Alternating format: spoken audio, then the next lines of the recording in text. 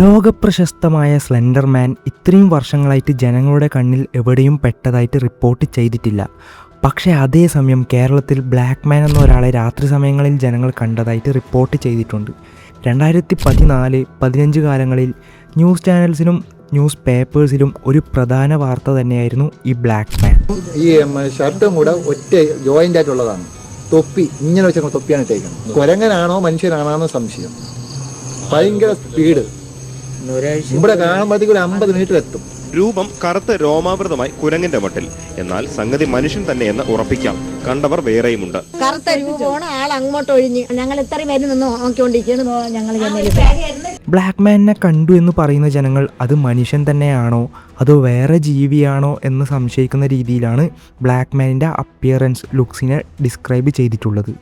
സ്ലെൻഡർമാനിനെ ജനങ്ങൾ ആദ്യമായി അറിയുന്നത് 2009 നടന്ന ഒരു ഫോട്ടോഷോപ്പ് കോൺടെസ്റ്റിലായിരുന്നു. ആ ഫോട്ടോ പുറത്തു വന്ന ഉടൻ വളരെ വേഗത്തിൽ ജനങ്ങളുടെ ഇടയിൽ സ്പ്രെഡ് ആവാൻ തുടങ്ങി. പല ലോ ബഡ്ജറ്റ് അല്ലെങ്കിൽ ലോ ക്വാളിറ്റി വീഡിയോസും സ്പ്രെഡ് ചെയ്യാൻ തുടങ്ങിയിരുന്നു. ഇതുപോലെയുള്ള കഥകൾ എപ്പോഴും ഒരേപോലെ ഉണ്ടാവില്ല. കാലത്തിനനുസരിച്ച് മാറും, സമയത്തിനനുസരിച്ച് ജനങ്ങൾ മാറ്റും.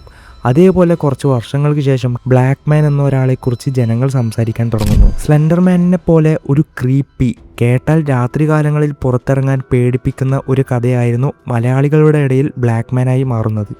സ്ലെൻഡർമാൻ ആരെയും കൊന്നതായിട്ടോ ഉപദ്രവിച്ചതായിട്ടോ എവിടെയും പറഞ്ഞിട്ടില്ല. ഈ ക്യാരക്ടർ ഇൻ്റർനെറ്റിൽ ഉണ്ടായത് ഈ ക്യാരക്ടറിനെ വച്ച് തന്നെ കുറേ ക്യാരക്ടേഴ്സിനെ ഇൻ്റർനെറ്റിൽ തന്നെ നമ്മൾക്ക് ക്രിയേറ്റ് ചെയ്യാൻ പറ്റുമെന്ന രീതിയിലായിരുന്നു.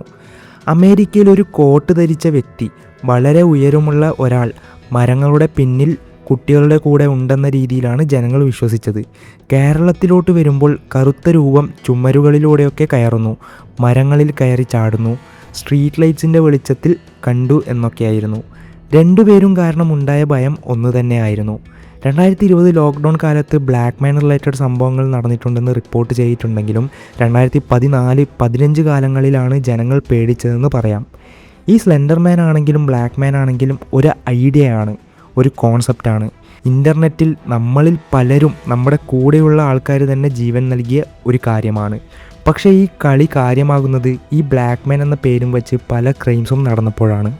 ക്ലാസ്സിൽ കുട്ടികൾ തമ്മിൽ ഇതിനെപ്പറ്റിയുള്ള കെട്ടുകഥകൾ നിർമ്മിച്ച് അത് സ്പ്രെഡാക്കാൻ തുടങ്ങുന്നു.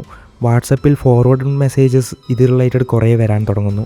കോവിഡിൻ്റെ സമയത്ത് നമ്മുടെ സ്ക്രീൻ ടൈം എങ്ങനെയാണ് ഉണ്ടായതെന്ന് എല്ലാവർക്കും അറിയാം. ഈ ബ്ലാക്ക് മാനിന് പിന്നെയും ജീവൻ വരുന്നത് ആ സമയത്ത് തന്നെ ആയിരുന്നു. ഒരു ചെറിയ റൂമർ അല്ലെങ്കിൽ തിയറി മതി ആ സമയത്ത് കാട്ടുതീ പോലെ പകരാൻ. കുന്നംകുളത്ത് ബ്ലാക്ക് മാനിനെ കണ്ടു എന്ന ന്യൂസ് ലോക്ക്ഡൗൺ കാലത്ത് കാട്ടുതീ പോലെ പടർന്നത് തന്നെയായിരുന്നു.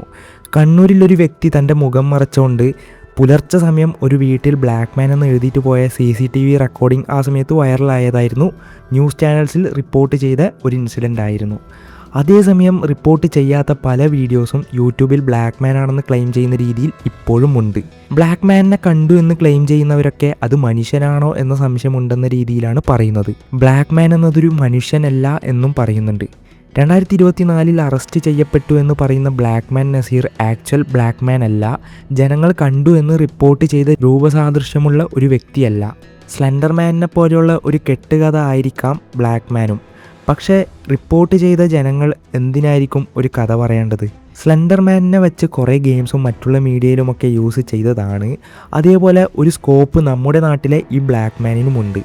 നടന്ന ഈ റിയൽ ഇൻസിഡൻസും വെച്ച് ഒരു ഇൻട്രസ്റ്റിംഗ് ആയിട്ടുള്ള സ്റ്റോറി ബിൽഡ് ചെയ്ത് ഒരു വെബ് സീരീസ് ക്രിയേറ്റ് ചെയ്താൽ വളരെ ഇൻട്രസ്റ്റിംഗ് ആയിരിക്കും. ഇവൻ ഞാൻ ഈ വീഡിയോയുടെ തുടക്കത്തിൽ പറഞ്ഞതുപോലെ സ്ലെൻഡർമാനും ബ്ലാക്ക് മാനും ഒരേ വ്യക്തിയാണെന്ന രീതിയിൽ ഒരു കണക്ഷൻ ബിൽഡ് ചെയ്ത് കൊണ്ടുവന്ന് ഒരു വെബ് സീരീസോ മൂവിയോ കൊണ്ടുവന്നാൽ, ഒരു ഇൻട്രസ്റ്റിംഗ് ആയ രീതിയിൽ കൊണ്ടുവന്നാൽ അത് ഫൈനാൻഷ്യലി സക്സസ് ആവാൻ വളരെയധികം സ്കോപ്പുള്ള ഒരു കാര്യമാണ്. കാരണം ഒരു കാലത്ത് ഈ ബ്ലാക്ക് മാൻ എന്ന പേര് കേട്ട് പുറത്തിറങ്ങാൻ പേടിച്ച പലരും നമ്മുടെ ഇടയിലുണ്ട്.